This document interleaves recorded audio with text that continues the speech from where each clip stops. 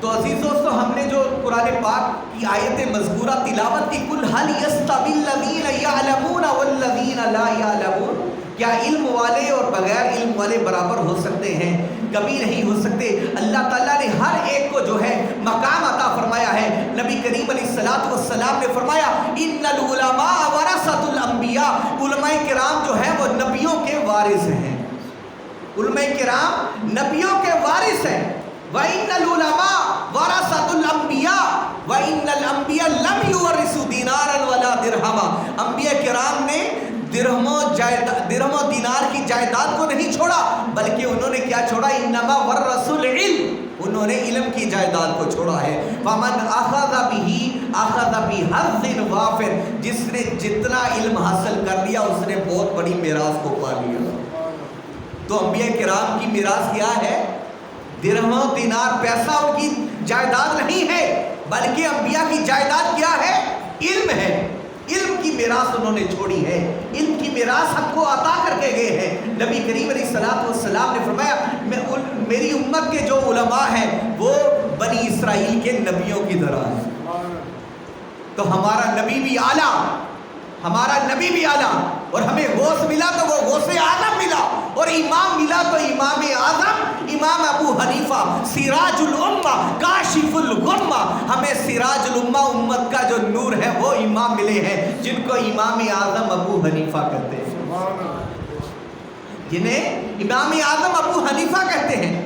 عزیز دوستو حضرت امام اعظم ابو حنیفہ کی ولادت باسعادت 3 شعبان المعظم کو ہوئی، اور یہ شعبان المعظم کا مہینہ ہے۔ شعبان المعظم کے مہینے کے اندر ہمارے اور آپ کے پیارے امام ابو حنیفہ النعمان، جن کا نام نعمان بن ثابت ہے، جن کو دنیا ابو حنیفہ کے نام سے جانتی ہے، اور آج ہم جو نماز پڑھتے ہیں وہ مسلک حنفی، مذہب حنفی پر ہم نماز پڑھتے ہیں۔ ہم جو فقہ کی تقلید کرتے ہیں وہ فقہ حنفی ہے۔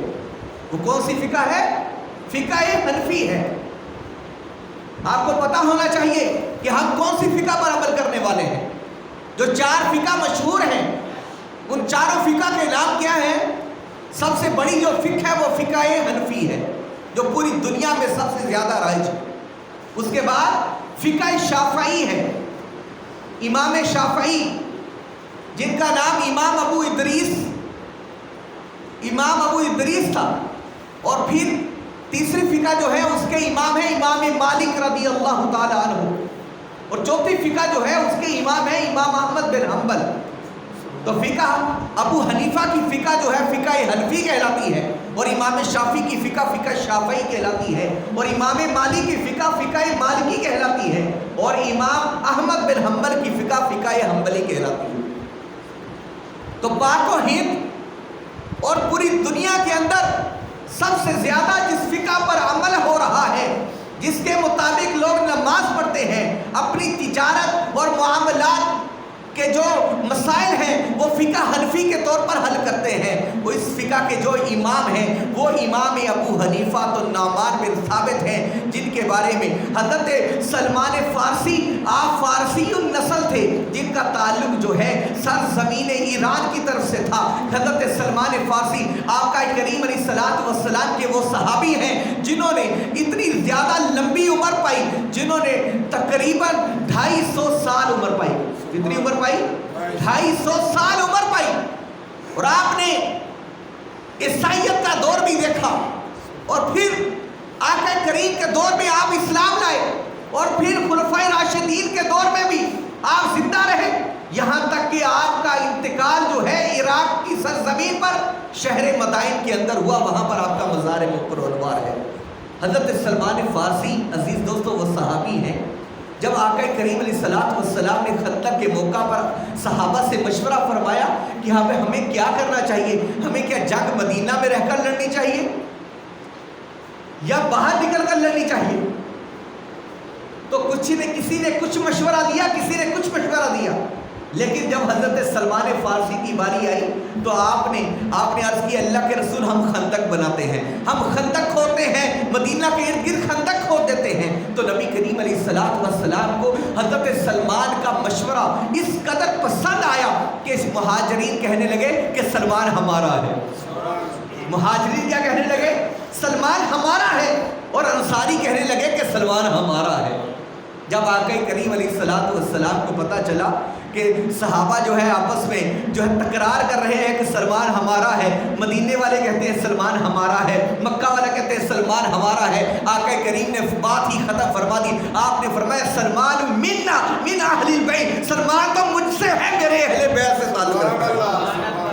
یہ آقا کریم نے اس قدر بڑا اعزاز عطا فرمایا کہ آپ نے فرمایا کہ سلمان مجھ سے ہے، سلمان مجھ سے ہے اور میرے اہل بیت سے ہے۔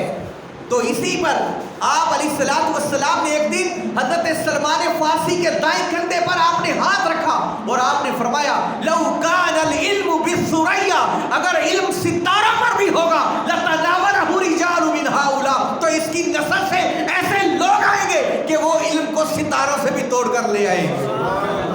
یہ بخاری شریف کے اندر حدیث، علماء کرام نے فرمایا کہ اس حدیث کے جو مصداق ہیں وہ حضرت امام ابو حنیفہ نعمان بن ثابت رضی اللہ تعالیٰ عنہ، حضرت نعمان بن ثابت، حضرت امام اعظم ابو حنیفہ نعمان بن ثابت جو ہیں آپ فارسی نسل تھے، اور آپ کے دادا کا نام بھی نعمان ہے، ایک روایت میں ان کا نام زوتی ہے، اور آپ نوشیروہ جو ہے بادشاہ تھا اس کی نسل میں سے تھے، اس کی نسل میں سے تھے، اور آپ کے دادا نے اسلام قبول کیا۔ اس ٹائم 26 صحابہ کرام موجود تھے۔ کتنے صحابہ موجود تھے؟ 26 صحابہ کرام موجود تھے، جن میں حضرت انس بن مالک رضی اللہ تعالی عنہ، حضرت جابر، حضرت معقل بن یسار، حضرت واصلہ بن الاسقا، اس جیسے صحابہ کرام جو ہے اس دور میں موجود تھے۔ روایت میں آتا ہے کہ امام اعظم ابو حنیفہ نے 8 صحابہ کرام کی زیارت کی ہے۔ کتنے صحابہ کی زیارت کی ہے؟ 8 صحابہ کرام کی آپ نے زیارت کی ہے۔ گویا کہ آپ تابعی ہوئے۔ کون ہوئے؟ تابعی ہوئے، کیونکہ جس نے حالت اسلام میں نبی کو دیکھا وہ صحابی ہے، اور اس کا انتقال اسلام پر ہوا، اور جس نے صحابی کو دیکھ لیا وہ تابعی ہے، وہ تابعی ہے، اور جس نے تابعی کو دیکھا وہ تبع تابعی ہے۔ نبی کریم علیہ الصلوۃ والسلام نے اس دور کی جو ہے تعریف فرمائی۔ آپ نے فرمایا خیر القرون قرنی، سب سے بہترین زمانہ میرا ہے، میرا دور ہے، ثم الذین یلونہم، پھر جو میرے بعد والے ہیں ان کا ہے، ثم الذین یلونہم، پھر جو ان کے بعد آئیں گے وہ ان کا ہے۔ اس دور کی رسول اللہ نے تعریف فرمائی۔ تو امام اعظم ابو حنیفہ نعمان بن ثابت، حضرت شیخ عبدالحق محدث دہلوی، آپ فرماتے ہیں کہ حضرت کعب بن احبار جو یہودیوں کے عالم تھے، یہودیوں کے بھی عالم تھے اور پھر اسلام میں بھی بہت بڑے عالم دین ہوئے، وہ فرماتے ہیں کہ حضرت امام اعظم ابو حنیفہ کا نام توراۃ شریف کے اندر بھی ہے، کہ اللہ نے فرمایا محمد تیری امت کے اندر ایک نور ہوگا جس کا نام، اس کی کنیت جو ہے ابو حنیفہ ہوگی، جس کی کنیت ابو حنیفہ ہوگی۔ یہ امام اعظم ابو حنیفہ تو نعمان بن ثابت ہی ہیں جن کے بارے میں رسول اللہ نے حضرت سلمان فارسی کے بارے میں آپ نے کندھے پر ہاتھ رکھ کر فرمایا کہ اگر علم ستاروں پر بھی ہوگا تو اس کی نسل سے ایسے لوگ اللہ پیدا کرے گا کہ وہ جو ہے علم کو ستاروں سے بھی توڑ کر لے آئیں گے۔ امام اعظم ابو حنیفہ وہ ہستی ہیں، حضرت داتا گنج بخش علی حجویری اپنی کتاب کشف المحجوب کے اندر لکھتے ہیں کہ میں شام کے اندر حضرت سیدنا بلال حبشی عاشق رسول کی قبر پر تھا، مزار انوار پر تھا، کہ میں مراقبہ میں تھا کہ مجھے نیند آ گئی، کہ میں نیند میں کیا دیکھتا ہوں، مجھے رسول اللہ کی زیارت ہو گئی، مجھے رسول اللہ کی زیارت ہوئی۔ میں نے دیکھا کہ رسول اللہ صلی اللہ علیہ وسلم نے ایک بوڑھے شخص کو اٹھائے ہوئے ہیں اور آپ لے کر چل رہے ہیں، اور اس بوڑھے کے جو پاؤں ہیں وہ زمین پر لگ رہے ہیں، جس سے ایک لکیر بنتی جا رہی ہے، ایک لکیر بنتی جا رہی ہے۔ کہہ رہے میں نے حیران ہوا یہ بوڑھا شخص کون ہوگا جو رسول اللہ کے ہاتھوں میں ہے۔ میں پریشان ہی تھا کہ رسول اللہ نے خود ہی پوچھا اے علی حجویری کیا تم جانتے ہو یہ شخص کون ہے؟ اے علی حجویری کیا تم جانتے ہو یہ شخص کون ہے؟ کہتے میں نے کہا کہ اللہ کے رسول اور اللہ ہی بہتر جانتا ہے، اللہ اور اس کا رسول ہی بہتر جانتے ہیں یہ کون شخص ہے۔ کہتے نبی کریم علیہ الصلوۃ والسلام نے فرمایا علی حجویری یہ تیرے ہی علاقے کا آدمی ہے اور میری امت کا امام ابو حنیفہ ہے، میری امت کا امام اعظم ابو حنیفہ ہے. تو حضرت داتا گنج علی حجویری جو ہے خواب سے انہوں نے جو ہے تعبیر نکالی کہ گویا کہ امام اعظم ابو حنیفہ کا جو مسلک ہے، جو مذہب حنفی ہے، وہ گویا کہ رسول اللہ سے ملتا ہے. جو لکیر بنتی جا رہی تھی وہ گویا کہ رسول اللہ سے ڈائریکٹ مل رہی ہے. گویا کہ امام اعظم ابو حنیفہ کو رسول اللہ سے وہ نسبت حاصل ہے، وہ آپ کو رسول اللہ سے اکتساب علم سے آپ کو وہ نوازا ہے کہ نبی کریم علیہ الصلوۃ والسلام نے جو فرمایا تھا حضرت سلمان کے لیے کہ اگر علم ستاروں پر بھی ہوگا تو اس کی نسل کے لوگ وہاں سے بھی توڑ کر لے آئیں گے. حضرت امام شافعی فرماتے ہیں کہ الناس عیال علی فقہ امام ابی حنیفہ، لوگ جو ہے فقہ میں امام ابو حنیفہ کے شاگرد ہیں. حضرت سیدنا امام شافعی فرماتے ہیں کہ جب بھی مجھے کوئی مسئلہ درپیش ہوتا ہے، کوئی مجھ سے مشکل پیش آتی ہے، تو میں قبر امام ابو حنیفہ کے اوپر جاتا ہوں، میں ابو حنیفہ کے مزار پر جاتا ہوں اور ان کے مزار پر جا کر 2 رکعت نماز پڑھتا ہوں اور پھر دعا کرتا ہوں تو اللہ تعالیٰ میری حاجتوں کو پورا فرما دیتا ہے. اللہ میری حاجتوں کو پورا فرما دیتا ہے. یہی امام اعظم ابو حنیفہ اس قدر آپ جو ہے ورع اور تقوی والے تھے کہ یہاں تک کہ کسی نے آپ کے بارے میں کہہ دیا کہ یہ تو وہ شخص ہے جو ساری رات عبادت کرتا ہے. تو امام اعظم ابو حنیفہ نے جب یہ سنا تو آپ اس سے پہلے عبادت نہیں کرتے تھے. اس کے بعد آپ نے جو ہے اپنی پکی نیت کی کہ آپ جو ہے جب عشاء کی نماز پڑھتے تو گھر چلے جاتے اور گھر جب لوگ سب اپنے اپنے گھروں میں روانہ ہو جاتے، اندھیرا چھا جاتا، تو آپ ایک زینت والا لباس، اعلیٰ ترین لباس پہنتے اور مسجد میں آ کر ساری رات قیام کرتے اور ساری رات قرآن پاک کو ختم کرتے. آپ کے بارے میں مشہور ہے کہ حضرت امام اعظم ابو حنیفہ نے 40 سال عشاء کے وضو سے آپ نے فجر کی نماز پڑھی. 40 سال عشاء کے وضو سے فجر کی نماز پڑھی. عزیز دوستو یا سوچیں کہ عشاء کا وضو جو ہے تبھی برقرار رہ سکتا ہے جو آدمی سوتا نہ ہو، کیونکہ اگر آدمی سو گیا تو اس کا وضو ٹوٹ جائے گا. سونے سے وضو ٹوٹ جاتا ہے. اگر ہم بیڈ پر لیٹ جائیں ہم زمین پر سیدھے ہو کر تو پھر وضو ٹوٹ جائے گا. ہاں اگر کوئی ٹیک لگا کر بیٹھا ہو کسی ستون کے ساتھ اور اس کو اگر ایسے نیند آ گئی تو پھر وضو نہیں ٹوٹتا، لیکن اگر لیٹ گیا تو پھر اس کا وضو جو ہے ٹوٹ جاتا ہے اگر اس کی آنکھ لگ جائے.